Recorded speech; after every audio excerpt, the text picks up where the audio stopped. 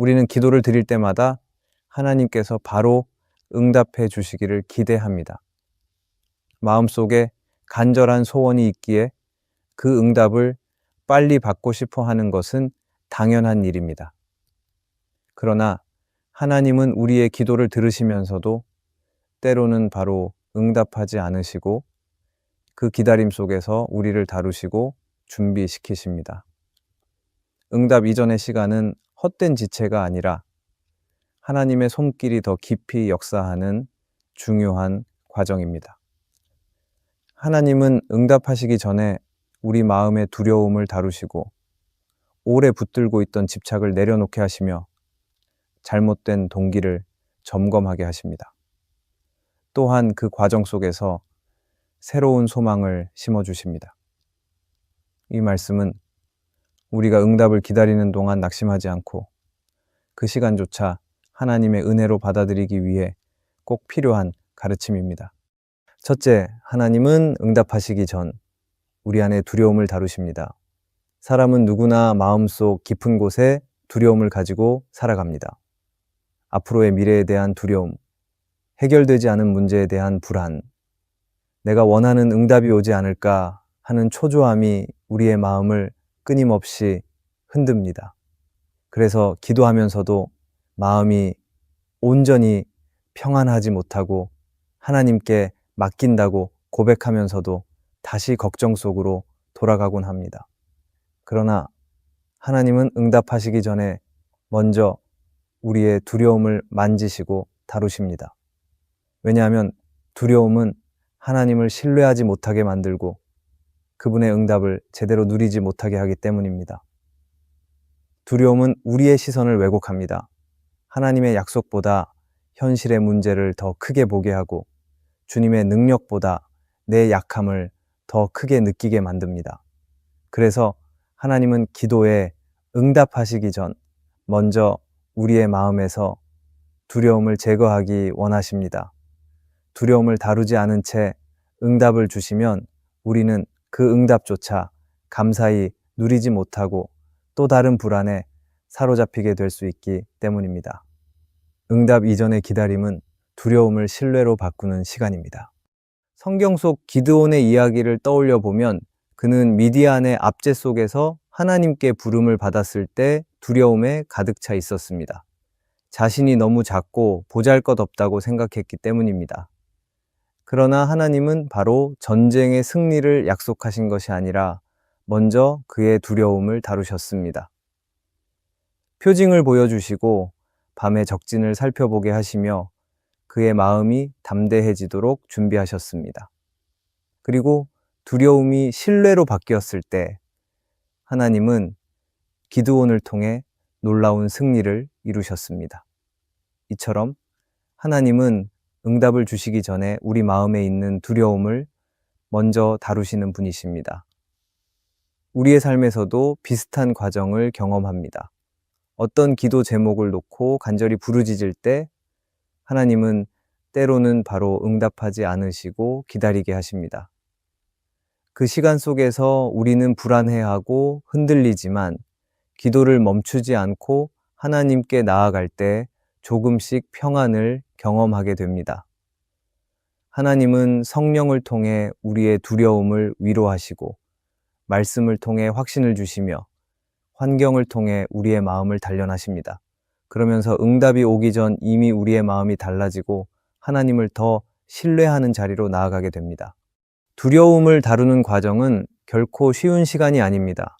오히려 가장 힘들고 고통스러운 순간일 수 있습니다. 그러나 그 과정을 통해 우리는 믿음을 배웁니다. 두려움은 우리를 약하게 만들지만 그 두려움을 하나님께 내어놓을 때 오히려 믿음은 더욱 강해집니다. 두려움을 경험하지 않으면 진짜 믿음도 자라나지 않습니다. 그래서 하나님은 응답 이전의 기다림 속에서 우리의 두려움을 드러내시고 그 두려움을 믿음으로 바꾸어 가십니다. 우리는 기억해야 합니다. 하나님은 두려움이 남아있는 상태에서 응답을 주시지 않습니다. 먼저 우리 마음을 다루시고 그분을 온전히 신뢰할 수 있도록 준비시키신 후에 응답을 주십니다. 그렇기에 기다림은 낭비가 아니고 응답이 지연되는 시간은 사실상 하나님의 손길이 더 깊이 우리를 빚어가는 시간입니다. 그 기다림 속에서 우리는 하나님이 어떤 분이신지 더 알게 되고 결국 주님의 응답을 더 감사와 확신으로 받아들이게 됩니다. 결국 하나님이 응답하시기 전 주시는 신호 중 하나는 우리의 두려움이 다루어지고 있다는 사실입니다. 내 안에 있던 불안이 점점 줄어들고 상황은 그대로인데도 마음속에 평안이 생기고 눈물이 기도로 바뀌는 경험이 찾아온다면 그것은 하나님이 곧 응답을 준비하고 계신다는 증거입니다. 두려움을 신뢰로 바꾸어 주시는 하나님의 손길은 응답을 향한 전주곡입니다. 그러므로 우리는 두려움이 찾아올 때 낙심하지 말고 오히려 하나님이 내 마음을 다루시는 은혜의 과정임을 기억하며 믿음으로 응답을 기다려야 합니다. 둘째, 하나님은 응답하시기 전 우리 안에 오래된 집착을 내려놓게 하십니다. 사람은 누구나 마음속 깊은 곳에 붙잡고 있는 집착이 있습니다. 어떤 이는 물질에 대한 집착을 가지고 있고 어떤 이는 사람의 인정이나 사랑에 매달리기도 합니다. 또 어떤 이는 과거의 상처와 실패에 묶여 집착하기도 합니다. 이런 집착들은 겉으로 드러나지 않을 때가 많지만 하나님께서는 우리가 진정한 응답을 누리기 전에 반드시 그것을 다루십니다. 왜냐하면 집착은 하나님을 온전히 신뢰하지 못하게 만들고 결국 응답을 막는 장애물이 되기 때문입니다. 하나님은 응답하시기 전에 우리 안에 잘못된 집착을 드러내시고 그것을 내려놓게 하십니다.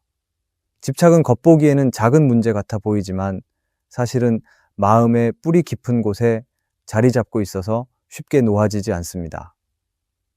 그래서 우리는 기도하면서도 한편으로는 집착을 내려놓지 못한 채 하나님보다 더 소중하게 여기는 것을 붙들고 있을 때가 많습니다.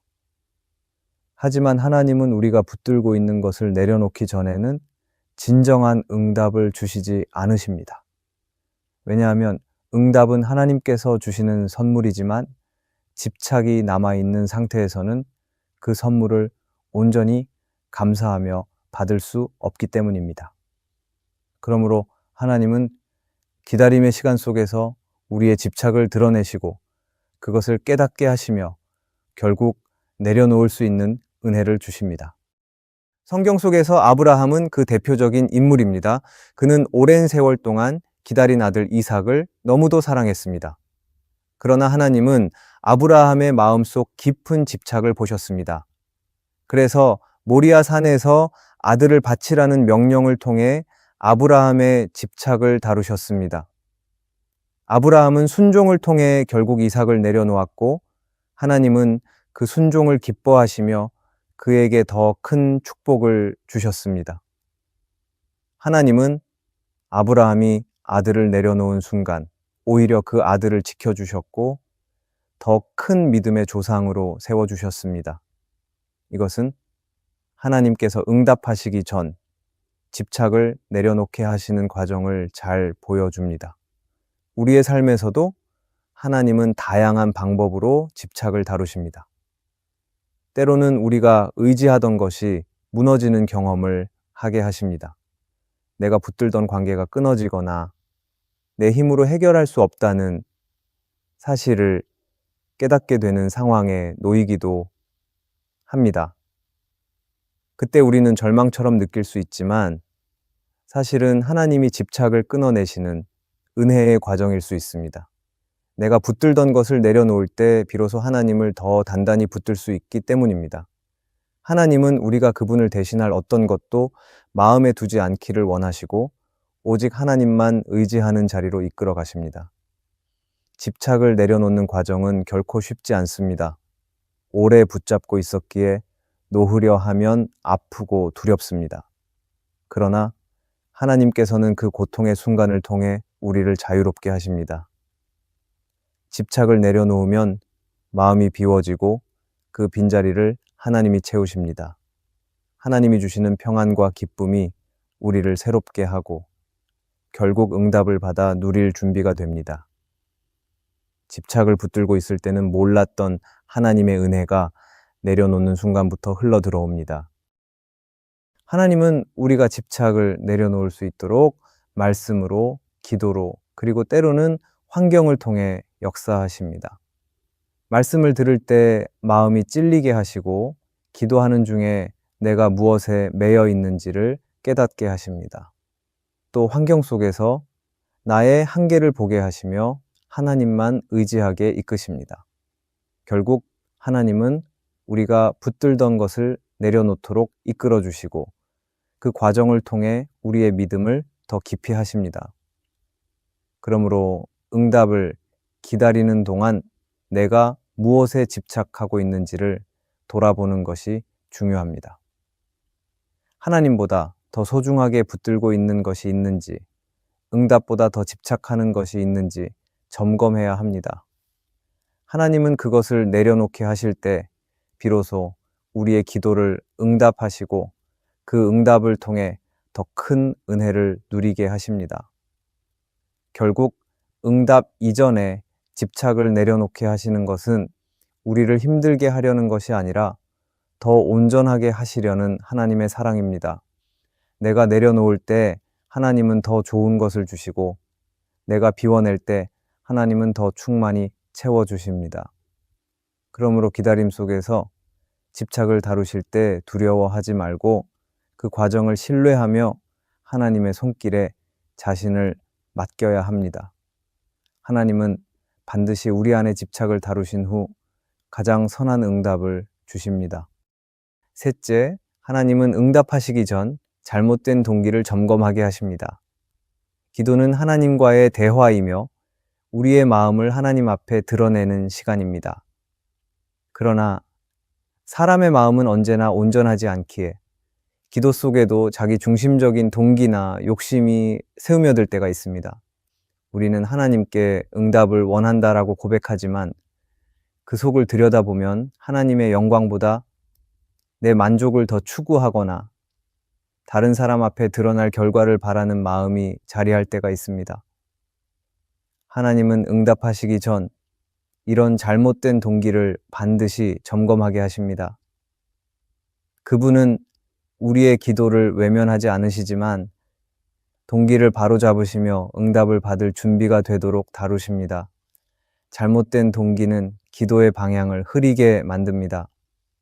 마치 나침반이 조금만 틀어져도 목적지와 멀어지듯 우리의 기도가 욕심에 물들면 결국 하나님과 멀어지고 맙니다. 응답을 받아도 그것을 하나님의 영광을 위해 사용하지 못하고 오히려 자기 만족이나 교만으로 이어질 수 있습니다. 그래서 하나님은 응답하시기 전 기다림을 통해 우리 안에 깊은 동기를 드러내십니다. 이 과정은 불편하고 때로는 고통스럽지만 결국 기도의 본질을 다시 세우는 은혜의 시간입니다. 성경 속에서 한나는 아이를 갖고 싶은 간절한 소망으로 기도했습니다. 그러나 처음에는 자신의 수치와 아픔이 크게 자리했을 것입니다. 하지만 오랜 기다림과 눈물의 기도를 통해 그녀의 마음은 달라졌습니다. 하나님께 아들을 주신다면 그 아들을 주님께 바치겠다는 고백이 나오게 되었고 바로 그때 하나님은 사무엘을 허락하셨습니다. 응답은 동기가 정결해졌을 때 주어진 것입니다. 하나님은 우리의 소원을 무시하지 않으시지만 동기를 다듬어 하나님께 돌려드릴 수 있을 때 응답을 주십니다. 우리의 삶에서도 비슷한 과정을 겪습니다. 어떤 문제를 두고 기도하면서 시간이 지나면 내가 왜 이 기도를 드리고 있는지 돌아보게 될 때가 있습니다. 처음에는 단지 편안함이나 형통을 위해 기도했는데 시간이 지날수록 하나님이 원하시는 뜻이 무엇인지 묻게 되고 내 욕심이 아니라 주님의 계획에 맞추어 가게 됩니다. 하나님은 이 과정을 통해 우리 안의 동기를 깨끗하게 하시고 응답을 받게 합당한 자리를 준비시키십니다. 잘못된 동기를 점검하는 시간은 우리로 하여금 하나님과의 관계를 다시 확인하게 합니다. 내가 원하는 것을 얻기 위한 수단으로 하나님을 찾는 것이 아니라 하나님 자체를 소망하며 그분의 뜻을 구하게 됩니다. 그때 기도는 더 이상 요구가 아니라 예배가 되고 간구가 아니라 하나님과의 친밀한 교제가 됩니다. 결국 동기가 바뀌면 기도의 방향도 바뀌고 기도의 응답 또한 하나님의 영광을 드러내는 통로가 됩니다.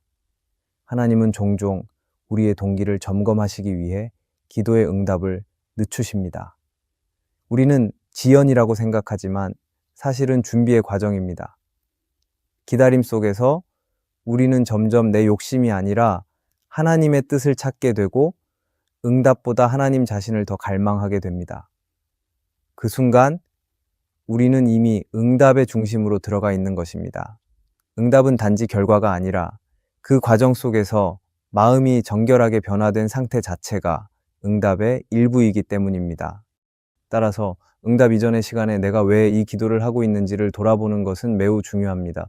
혹시 다른 사람과 비교하거나 세상적인 성공을 위해 기도하고 있지는 않은지, 나 자신을 드러내려는 욕망이 숨어 있지는 않은지 진지하게 점검해야 합니다. 하나님은 우리의 중심을 보시는 분이시기에 우리의 기도가 정직하고 깨끗할 때 그분의 응답이 임합니다. 결국 하나님은 응답을 준비하실 때 단순히 우리의 상황을 해결하시는 데 그치지 않고 우리의 마음을 새롭게 하십니다. 잘못된 동기를 점검하고 고치시는 것은 하나님께서 우리를 더 깊은 은혜로 이끄시는 과정입니다. 그러므로 기다림 속에서 내 기도의 동기를 돌아보고 하나님 앞에서 정직하게 고백하며 주님의 영광을 위해 기도할 수 있도록 마음을 새롭게 해야 합니다. 하나님은 그렇게 동기를 다루신 후에야 비로소 우리의 기도를 응답하시며 그 응답을 통해 하나님 자신이 더 크게 드러나게 하십니다. 넷째, 하나님은 응답하시기 전 기도 중에 새로운 소망을 품게 하십니다. 우리가 기도할 때 처음에 품고 나아가는 마음은 대체로 현재의 필요와 문제에 집중되어 있습니다. 당장 해결되어야 할 상황, 간절히 바라는 소원 또는 벗어나고 싶은 고통이 우리의 기도를 채웁니다. 그러나 하나님은 응답을 미루시는 과정 속에서 우리의 시선을 조금씩 바꾸어 가십니다. 처음에는 내 문제 해결만을 붙들고 있었던 기도가 시간이 지나며 하나님의 더 큰 뜻을 향하도록 인도받게 됩니다. 그렇게 하나님은 기도의 기다림 속에서 우리 안에 새로운 소망을 심어주십니다. 그것은 단지 상황이 달라지기를 바라는 소망이 아니라 하나님이 이루실 선하고 온전한 뜻을 바라보는 소망입니다. 기도 중에 품는 새로운 소망은 우리를 살아있게 만듭니다. 기다림은 쉽게 낙심과 포기로 이어질 수 있지만 하나님은 그런 시간에 성령을 통해 새로운 소망을 불어넣어 주십니다. 그래서 여전히 응답은 보이지 않지만 마음은 무너져 내리지 않고 오히려 더 강하게 하나님을 바라보게 됩니다. 이 소망은 환경에 따라 흔들리지 않고 하나님의 성품과 약속에 뿌리 내리기 때문에 더욱 견고합니다. 바로 이것이 응답 이전에 하나님께서 주시는 선물입니다. 사도 바울은 로마서에서 소망이 우리를 부끄럽게 하지 않는다고 말했습니다. 그 이유는 성령께서 하나님의 사랑을 우리 마음에 부어주시기 때문입니다. 그렇습니다. 소망은 단순히 미래에 대한 막연한 기대가 아니라 하나님의 사랑이 우리 안에 심겨질 때 피어나는 열매입니다. 그러므로 기도의 자리에 나아가면 하나님은 우리의 연약한 마음에 사랑을 부어주시고 그 사랑은 다시 소망으로 자라납니다. 응답이 지체되는 순간에도 우리가 주저앉지 않는 것은 바로 이 소망 덕분입니다. 존 파이퍼는 그의 책 하나님을 기뻐하래서 이렇게 말했습니다. 소망은 하나님을 가장 깊이 신뢰할 때 피어나는 기쁨의 열매다. 이 말은 소망이 단순한 감정이나 바람이 아니라 하나님을 신뢰할 때 생기는 내적 기쁨이라는 사실을 분명히 보여줍니다. 하나님은 응답하시기 전 우리가 그 신뢰 속에서 새로운 기쁨을 경험하게 하십니다. 그래서 아직 응답이 오지 않았는데도 감사할 수 있고 상황이 바뀌지 않았는데도 찬양할 수 있는 힘이 생깁니다. 우리의 삶 속에서도 이러한 경험을 하게 됩니다.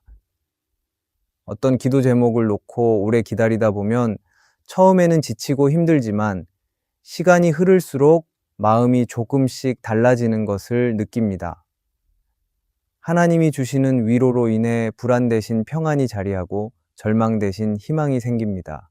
그리고 그 희망은 단지 내 문제가 해결될 것이라는 기대를 넘어 하나님이 내 삶을 반드시 선하게 이끌어 가실 것이라는 믿음으로 이어집니다. 이것이 바로 새로운 소망입니다. 새로운 소망은 우리를 하나님께 더 가까이 나아가게 합니다. 응답을 기다리는 시간은 때로 외롭고 길게 느껴지지만 그 속에서 하나님이 주시는 소망은 마치 어두운 길을 밝히는 등불과 같습니다.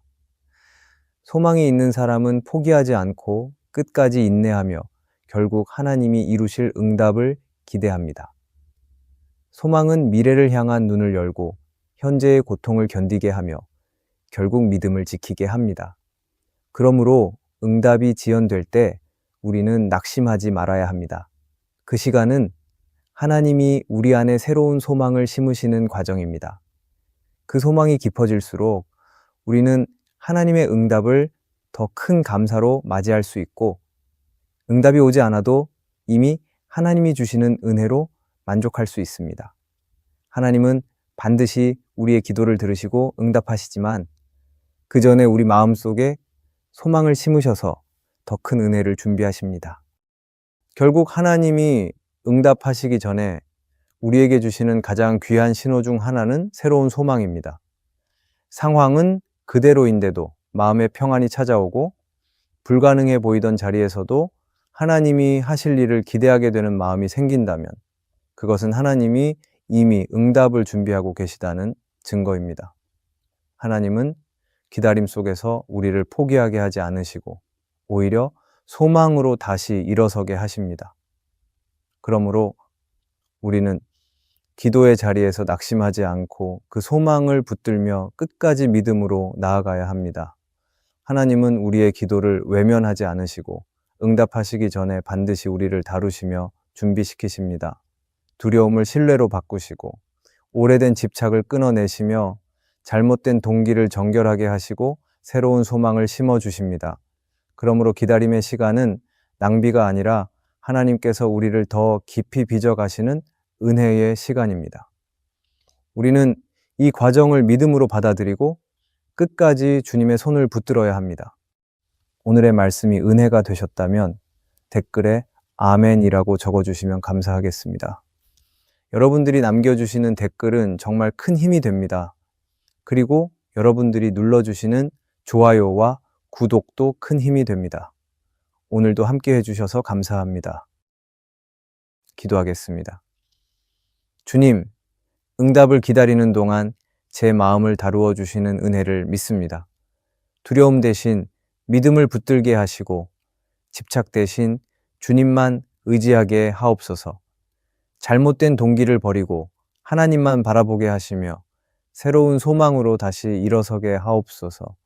기다림의 시간 속에서도 주님의 은혜를 경험하며 끝까지 믿음으로 살아가게 하옵소서. 예수님의 이름으로 기도합니다. 아멘.